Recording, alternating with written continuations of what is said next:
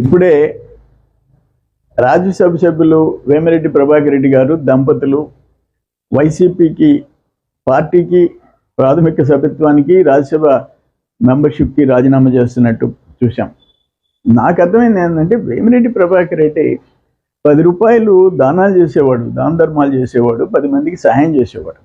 ఆయన VPR convention పక్కన beautiful ఆ పిల్లలకి పేద పిల్లలకి రూపాయి లేకుండా మంచి బ్యూటిఫుల్ స్కూల్ కట్టించారు. అటువంటి దేవాలయాలు ధర్మాలు చేస్తూ ఉంటారు, మంచినీళ్ళ ప్లాంట్లు జిల్లా అంతా.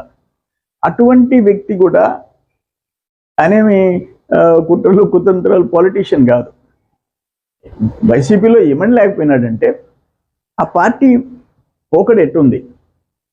రాష్ట్రంలో జగన్మోహన్ రెడ్డి ఇది, ఇక్కడ జిల్లాల్లో మంత్రులు, అందుకని ఈరోజు ఆయన రిజైన్ చేసినాడు.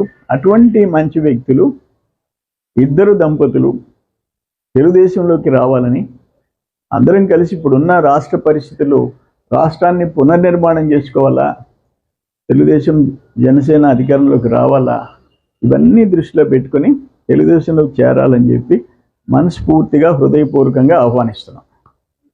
మరిన్ని అప్డేట్స్ కోసం మన HN9 టీవీ ఛానల్ని సబ్స్క్రైబ్ చేసుకోండి.